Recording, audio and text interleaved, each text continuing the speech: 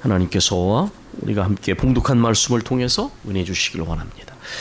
제가 여러분에게 경로 의존성 이런 표현을 여러 번 썼습니다. path dependency라고 되어 있는데 이게 경제학이나 사회학이나 또 여러 분야에서 굉장히 많이 사용되어지는 아주 중요한 개념입니다. 이거 설명은 이런 것입니다. 과거에 어떤 선택이 이루어지면 그 선택이 현재와 미래의 선택에 영향을 미친다는 거예요. 이것을 설명하는 이론이 경로 의존성입니다. 예를 들면 우리가 두 벌씩을 사용하는데 원래는 세 벌씩이 그 타이핑을 할 때 훨씬 편하답니다. 근데 서양에서는 이 쿼티 키보드가 사용되고 우리에게는 두 벌씩이 사용되는데 효율적인 것은 세 벌씩을 사용하는 것이지만 사람들이 처음에 두 벌씩에 익숙해져 있기 때문에 이것을 쉽게 바꾸지 못한다는 것입니다. 그래서 두 벌씩이 컴퓨터 자판의 표준으로 지정이 돼서 세 벌씩을 압도한다는 것입니다.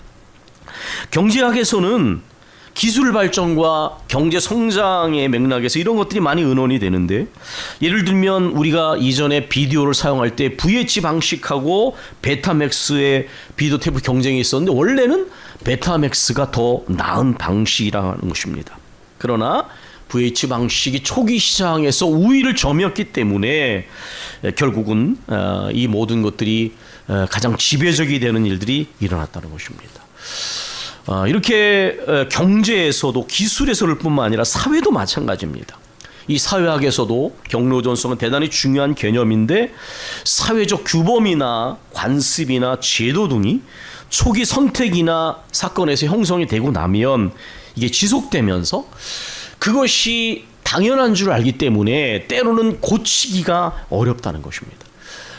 뭐 제가 지나간 일이지만 그런 얘기를 드렸어요. 제가 우리 교회 처음 부임을 해서 강단에 올라갔을 때 무릎을 꿇지 않은 것 때문에 문제가 된 적이 있었습니다. 사실 저는 그런 것들을 중요하게 생각하지 않습니다. 무릎을 꿇으면 어떻고 의자에 앉으면 어떠는가. 왜 목사는 왜 장로는 올라가면 다 무릎을 꿇어 그것이 경건하게 보이기는 그런 것 때문에 그런가. 이런 것들은 그냥 하나의 교회마다 문화와 관례이고 개인의 형편과 사정을 따라서 얼마든지 할 수 있는 것이죠. 제가 우리 교회에 처음에 예배를 시작하면서 일어나지만 몸이 불편하실 때는 일어나시지 마라. 왜 그러냐면 그것이 하나의 절대적인 것처럼 되면 안 된다는 겁니다. 몸이 불편하시거나 연세가 드신 분들은 저희 아버지 그러니까 서 있는 순서에 힘들어 하시더라고요. 그럴 때는 앉으시도록 하는 것이 맞는 것이죠. 모든 것들이 처음 선택을 하면 그것이 현재와 미래에 아주 중요한 영향을 미치고 사회적 구조라든지 집단적 행동에 굉장히 영향을 미치는 요소가 된다는 것입니다. 사람이든 무엇이든 한 번 각인되면 잘 바꾸기가 어렵습니다.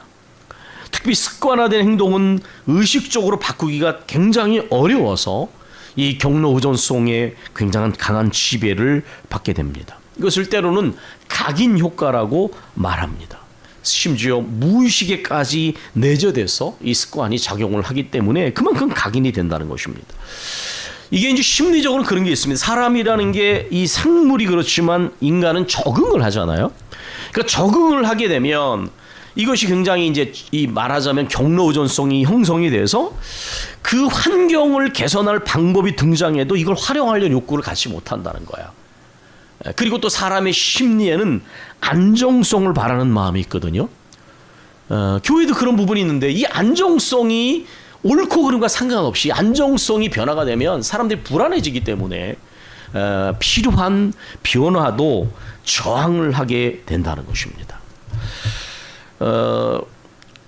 이제 모아서 얘기를 하면 이런 것입니다. 이 경로 의존성이 반드시 나쁜 것은 아닙니다. 그러나 거기에서 익숙해지고 정착이 되면 생겨나는 문제가 뭐냐? 때로는 비효율적이 되기도 하는데 그걸 고집하게 된다는 거예요. 심지어 건강한 변화를 위해서 필요한 부분도 저항을 하게 된다는 거예요. 이런 부분들이 때때로 세상의 어떤 집단뿐만 아니라 교회 안에서도 마땅히 하나님의 말씀을 따라서 그런 것들이 개선이 돼야 되는데 익숙해 있기 때문에 이미 자리를 잡고 있기 때문에 거기에 대한 저항이 일어난다는 것입니다. 그래서 여러분께서 기억하실 게 뭐냐 하면 우리가 어느 방향을 선택하느냐 이게 굉장히 중요하다는 것입니다. 어떤 기준을 가지고 어떤 방향을 선택하고 그래서 마침내 경로 의존성에 의해서 어떻게 자리를 잡느냐가 아주 중요하다는 거예요. 한 번 자리를 잡으면 그것에 익숙해집니다. 그리고 당연하게 여기게 되기 쉽습니다. 그런 줄 알게 되고 그래야 하는 줄 알게 되기 때문입니다. 여러분께서 오늘 우리가 함께 살펴본 이 성전 청결 사건, 예수님이 예루살렘에 들어가셔서 가장 먼저 하신 일이 성전 청결 사건이었어요. 그런데 이 성전과 관련해서 두 가지 전혀 다른 경로 의존성이 우리에게 보여지고 있습니다. 첫 번째로는 성전을 이익을 남기는 강도의 소굴로 만든 사람들이 만든 경로 의존성입니다. 뭐니 해도 뭐니가 최고라고 하는 생각을 가지고 하나님 앞에 하나님의 성전도 이익 집단화했습니다. 원래 이것은 변질입니다. 왜냐하면 원래 실용적인 이유가 있었던 것이죠. 디아스포라, 흩어진 유대인들이 외국에서 오면서 양이나 이런 재물을 가져올 수가 없잖아요. 또 화폐를 그 나라 화폐를 사용할 수밖에 없잖아요. 그러니까 이 성전에 오게 되면 그들의 편의를 위해서 이제 돈을 받고 이제 이러한 예배에 드리는 제사에 드리는 동물들을 팔았던 것입니다. 또 환전을 했던 거예요. 이거는 죄가 아니었습니다. 그런데 나중에 이걸 하다 보니까 짭짤한 이익이 남던 거예요. 그러니까 그때부터 이제 변질이 일어난 것이죠. 이런 변질이 일어나게 되면 나쁜 조직은 나쁜 사람을 더 나쁘게 만들고요. 나쁜 조직은 선한 사람도 변질시킵니다. 그래서 여러분이 반드시 만나는 사람과 공동체를 잘 선택을 하셔야 됩니다. 왜냐하면 좋은 공동체 속하면 선한 사람은 더 선하게 되고 문제가 있는 사람도 그 선한 공동체 안에서 김창옥 표현으로 이전에 경험하지 못한 언어를 배웁니다. 때로는 가정에서 배우지 못한 언어, 상대방을 먼저 배려하고 존중하고 사랑하는 언어를 배우게 돼요. 이게 굉장히 중요한 부분입니다. 그런데 이 공동체가 변질되니까 많은 사람들이 이익과 연결돼서 여기에 동참해주고 이게 익숙해졌습니다. 사람들이 성전에 갔을 때에 이러한 일들이 이루어지는 걸 그런 줄 아는 것입니다. 심지어 그래야 하는 줄 아는 것입니다. 삶의 방식이 그런 경로를 택하고 거기에서 이제는 벗어날 수 없게 된 자들, 그래서 하나님의 성전을 하나님 두려운 줄 모르고 영적 공동체를 이 공동체로 변질시킨 사람들, 그래서 많은 사람들이 이것을 보면서도 문제를 느끼지 못하는 것이죠. 제가 종종 공동체와 공동체 구성을 물고기와 물의 관계로 표현했습니다. 가랑비에 옷 젖듯 그 물속에 들어가면 건강하지 못한 물은 모든 물고기를 병들게 만든다는 것입니다. 공동체가 그래서 개인 이상으로 중요한 의미가 바로 그런 것이에요. 여러분, 제 생각에는 아마 당시에 분명히 이러한 모습의 문제점을 느낀 사람도 있었을 거라고 봅니다. 왜냐하면 모든 사람이 똑같지 않았을 거예요. 그 외국에서부터 하나님께 예배하기 위해서 그 먼 길을 왔다는 것은 열정이 있는 거예요. 아마 그 중에는 굉장히 경건하고 순수한 사람들이 있었을 것입니다. 그러나 그들은 힘이 없었을 것입니다. 지금도 마찬가지지만 공동체를 변화시키는 사람들은 대개 힘이 있습니다. 교활합니다. 그렇기 때문에 순수함을 추구하는 사람들은, 계획을 얘기하는 사람들은 언제나 소수이고 때로는 그런 권력을 가지고 있지 못할 때가 많은 거예요. 그렇기 때문에 아마 그 중에 분명히 이래서는 안 되라고 하는 생각을 가지고 있는 사람이 있을지라도 아마 이 병든 이 경로 의존성을 어떻게 할 수 없을 거라고 하는 그런 어떤 마음에 포기하는 마음, 그런 마음이 있지 않았을까라는 상상도 해보게 됩니다. 두 번째는 우리 주님의 말씀입니다. 주님은 이렇게 말씀하셨습니다. 내 집은 만민이 기도하는 집이다. 주님은 성전의 본질을 말씀하고 계시는 것입니다. 하나님의 교회는 회개하는 것이 돼야 합니다.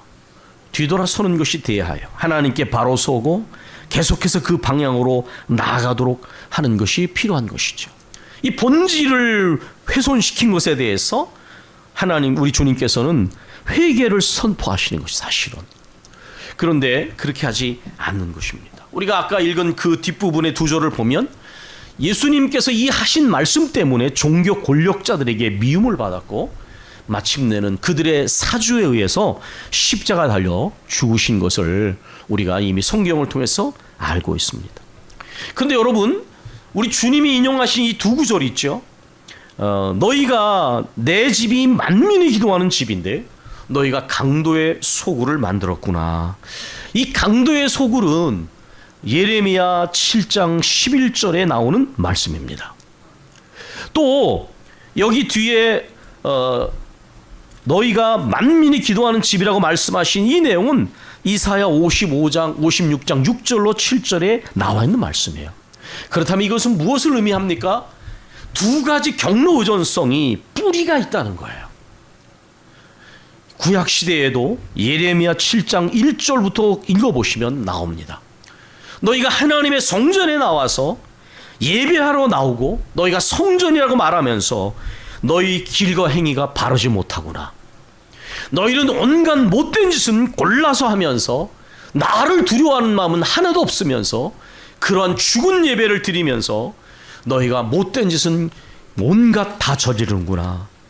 바로 거기에 보면 도둑의 소굴이라는 표현이 나옵니다. 도둑의 소굴. 여호와의 말씀이니라. 이렇게 말씀하시면서 내 이름으로 일컫는 받는 이 집이 너희 눈에는 도둑의 소굴로 보이느냐. 하나님 두려운 줄 모르는 사람들은 하나님과 관련된 일을 아무렇게나 생각합니다. 그러나 하나님을 두려워하는 사람들은 사람이 보는 것과 상관없이 일정한 마음의 상태가 하나님을 향한 절제와 근신과 겸손과 회개와 순종의 마음을 끊임없이 노력하게 되는 것이죠. 이사야 56장 6절 7절에는 또 다른 경로전성이 나옵니다. 여기에 나중에 읽어보시면 여호와와 연합한 이들이라는 표현이 나옵니다. 이건 건강한 사람들의 방식을 말하는 것입니다. 우리 주님은 이렇게 말씀하셨습니다. 내 집은 만민이 기도하는 집이다. 그런데 여러분 나중에 이사 56장을 찾아가 보세요. 그럼 거기에 이렇게 나와 있습니다. 만민이 기도하는 집, 번호가 매겨져 있는데 그 밑에 가면 만민을 위하여 기도하는 집 이렇게 나와 있어요. 만민이 기도할 뿐만 아니라 만민을 위하여 기도하는 집이 교회입니다. 여러분께서 오늘 오후에 우리 교회가 얼마나 교회다운 교회인지에 대한 이제 대화를 나누게 될 것입니다. 하나님과 연합된 이들은 예배를 형식적으로 드리지 않습니다. 영과 진리로 예배합니다. 하나님에 대한 경건한 두려움이 사람이 보는 것과 상관없이 늘 마음에 자리 잡고 있습니다. 바르게 행하고 바르게 깊은 영적 교제를 나누는 자들의 모임이 교회입니다. 하나님과 관련되어 있는 집이기에 거룩하게 생각하는 것이죠. 그 건물이 내 건물이건 아니면 임대 건물인가는 상관이 없습니다. 사람이 많이 모이건 적게 모이건가는 상관이 없습니다. 얼마나 거기 모여있는 이들이 하나님을 향한 경건한 두려움 속에 영과 진리로 예배하느냐. 이들이 바로 우리 하나님과 연합한 이들인데 하나님께서는 이렇게 말씀하셨습니다. 또 여호와 연합하여 그를 섬기며 여호와의 이름을 사랑하며 그의 종이 되며 안식일을 지켜 더럽히지 아니하며 나의 언약을 굳게 지키는 이방인마다 내가 곧 그들을 나의 성산으로 인도하여 기도하는 내 집에서 그들을 기쁘게 할 것이며. 그런데 예레미야 7장에는 이렇게 나와 있습니다. 너희가 아무리 기도해도 내가 듣지 않을 것이다. 왜냐하면 너희가 내 앞에 바르지 못하고 내가 아무리 불러도 듣지 않고 대답하지 않았기 때문에 너희가 내게 아무리 부르짖어도 나는 너희들의 기도를 듣지 않을 것이다. 그런데 하나님께 회개하고 순종하니까 너희들이 기도하면 내가 너희들의 기도를 듣겠다고 말씀하셨어요. 우리가 하나님께 우리 기도를 들어달라고 기도합니다. 그런 어떤 경건 서적에 나와 있는 것처럼 얘야 너는 매일 내게 네 말을 들어달라고 말하면서 넌 어떻게 그렇게 내가 말하는 소리를 들을 줄 모르느냐. 이제는 좀 내 말을 들어라. 하나님의 말씀에 귀를 기울이지 않는 사람들의 기도를 하나님은 가증히 여기신다고 했어요. 물론 그렇다고 해서 기도하지 않아서는 안 됩니다. 기도하는 순간에 반드시 영적인 단계를 거치는 사람은 처음에는 문제 때문에 기도하지만 왜 회개의 기도로 바뀌느냐, 이유가 있는 거예요. 깊이 기도하다 보면 반드시 문제 중심의 기도에서 하나님과의 관계를 근본적으로 돌아보는 기도로, 회개 기도로 바뀌는 것이 영적인 과정이에요. 너희가 내 말에 귀를 기울여 나와 연합된 삶을 살아가면 너희들이 내 집에서 기도할 때 너희들의 기도를 기쁘게 받을 것이다, 이렇게 말씀하셨습니다. 오늘은 종교개혁 기념주일입니다. 우리 장로님 기도해 주신 것처럼 1517년에 비텐베르크, 원래 그 당시에는 성당이었는데 지금은 개신교의 대학교회가 됐습니다. 그 비텐베르크 대학의 교회의 정문에 95개조 방방문을 내걸므로 종교개혁이 시작되었습니다.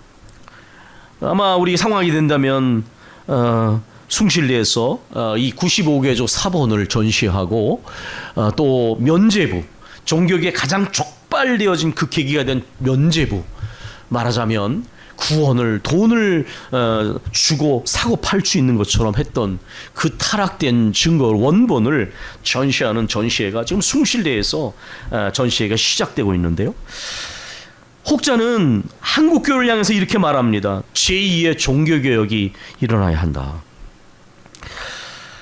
잘 모르겠습니다.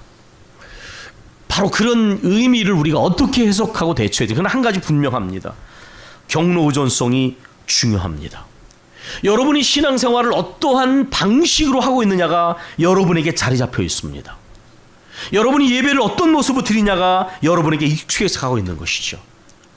우리 교회가 어떤 모습으로 신앙생활을 하고 무엇을 추구하고 있느냐가 12년을 지나면서 점점점 자리 잡고 있는 것입니다. 이제는 익숙해져서 문제를 모르는 상태가 돼서는 안 되겠죠. 분명한 것은 우리는 바른 방향을 잡고 계속해서 가야 합니다. 그리스도인다운 그리스도인, 교회다운 교회로 가느냐, 아니면 변질된 타락된 공동체처럼 세속화되고 변질되고 타락한 삶의 방식과 공동체로 가느냐, 그것은 우리에게 맡겨져 있는 것입니다. 언젠가 그런 얘기를 드렸습니다.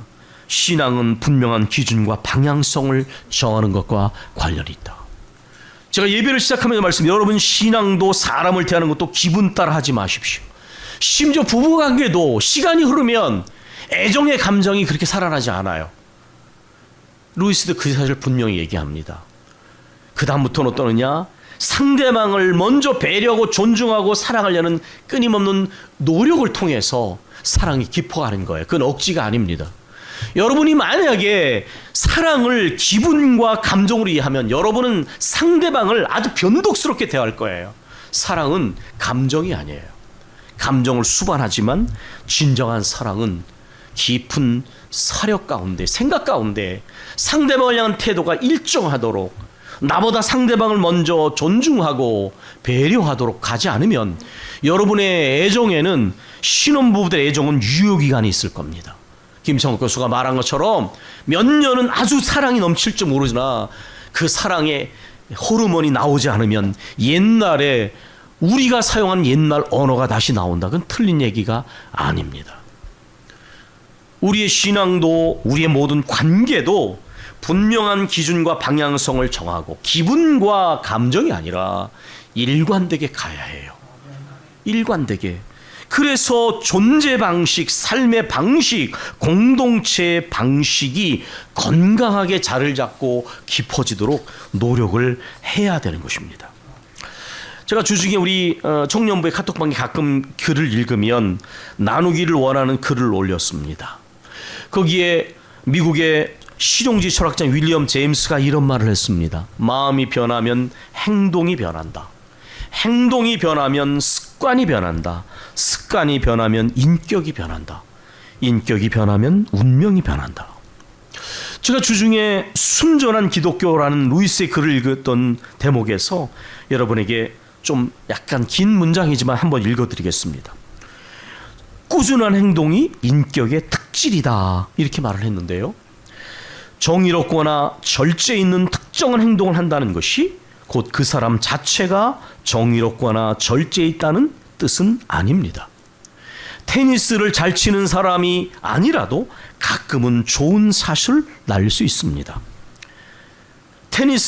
그러나 테니스를 잘 치는 사람이란 좋은 샷을 수없이 쳐본 결과 이제는 마음 놓고 믿어도 좋을 만큼 눈과 근육과 신경이 잘 훈련되어 있는 사람이라는 뜻입니다. 수학자의 정신은 수학을 다루고 있지 않을 때에도 일정한 습성과 시야를 견지하고 있는 것처럼 테니스를 잘 치는 사람은 테니스를 치고 있지 않을 때에도 일정한 상태나 특질을 유지합니다. 마찬가지로 꾸준히 정의로운 행동을 하는 사람은 결국 일정한 인격적 특질을 갖추게 됩니다. 우리가 말하는 덕목이란 특정한 행동이 아니라 바로 이러한 특질을 가리키는 말입니다. 옳은 행동을 하기만 하면 어떻게 왜 그 행동을 했느냐, 기꺼이 했느냐, 마지못해 했느냐, 부르퉁하게 했느냐, 기분 좋게 했느냐, 여론이 두려워서 했느냐, 그 일이 옳기 때문에 했느냐는 문제가 안 된다고 생각해서는 안 된다는 것입니다. 그러나 동기가 그럴 때에는 아무리 옳은 행동을 해도 정작 중요한 내면의 특질이나 성품, 이것을 형성하는 데는 도움이 되지 않는다는 거예요.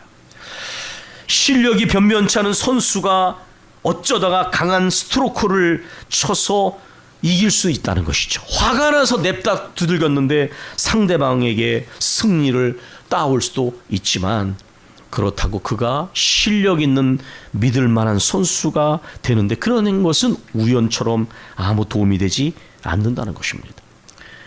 그저 하나님이 정하신 몇 가지 묶음의 규칙만 따르면 된다고 생각할 수 있지만 그러나 하나님이 정말 원하신 것이 무엇이냐? 특정한 종류의 사람이 되는 것입니다. 너희는 이 세대를 본받지 말고 마음이 새롭게 되어 변화를 받아 하나님의 선하시고 온전하시고 기뻐하시는 뜻이 무엇인지 분별하도록 하라. 먼저 마음이 새로워져서 그 마음이 새로워짐으로 행동이 변화되고 행동이 습관이 되고 습관이 우리의 인격으로 사람 됨됨이로 자리 잡힐 때까지 끊임없이 나가야 한다는 거예요. 그리스도인이 그리스도인다워지고 교회가 교회다워지는 것, 그리스도인이 그리스도인답게 삶을 살아가고 교회가 교회다워라는 일은 그리스도인의 마음에 근본적으로 새로워져서 사람이 새로워지고 교회의 근본적인 기준과 방향성이 새롭게 정해져서 그 다음에 꾸준하게 나아간 일이 되어야 합니다. 어떠한 사람이 되어야 마땅하냐? 어떠한 사람이 되어야 마땅하냐? 루이스는 이렇게 말하더라고요. 여러분이 이미 그리스도 안에 새로운 사람이 됐다는 사실을 전제하십시오. 여러분 더 이상 정욕과 욕심을 따라 살아가는 사람들이 아니라 그리스도 안에서 여러분이 새로워졌다고 그렇게 고백하고 그 전제 속에 여러분은 끊임없이 그렇게 행동하고 살아가고 꾸준하게 그렇게 최선을 다하라는 거예요. 그러면 그 끝자락에서 무엇을 만나느냐? 우리의 힘으로 우리가 그렇게 갈 수가 없구나. 우리가 얼마나 약한 존재인지, 무력한 존재인지, 우리가 얼마나 죄인인지를 깊이 깨달은 다음에 그래서 은혜를 더 의지해야 되겠구나. 더욱 말씀을 붙들어야 되겠구나. 더 기도하며 성령의 능력을 힘입어야만 이렇게 갈 수가 있구나. 이것을 깨닫는 게 정말 영혼의 습관이라고 표현한 그 습관을 통해서 우리가 배워야 되게 되는 과정입니다. 교회가 교회다워진 일을 저도 12년을 지나왔지만 만만치 않은 일입니다. 우리의 힘으로 그렇게 될 수 없음을 느낍니다. 그러기에 더욱 은혜를 의지하는 공동체가 돼야 하고 더욱 말씀을 굳게 붙드는 공동체가 돼야 하며 끊임없이 엎드려 기도하며 위로부터 내리시는 성령의 능력을 힘입을 때 말씀에 사로잡히고 성령의 도우심을 힘입고 더 은혜를 의지할 때에 참으로 그리스도인다움과 교회다움이 이루어질 수 있음을 더 고백하게 됩니다. 사랑하는 교회 여러분, 우리는 어떤 기준과 방향성을 선택하고 나냐에 따라서 우리의 삶의 방식, 신앙의 방식이 달라지고 교회 모습이 형성되는 것입니다. 그러나 우리는 아무리 건강한 상태라도 거기에 자족하거나 만족하거나 자만심에 빠져서는 안 됩니다.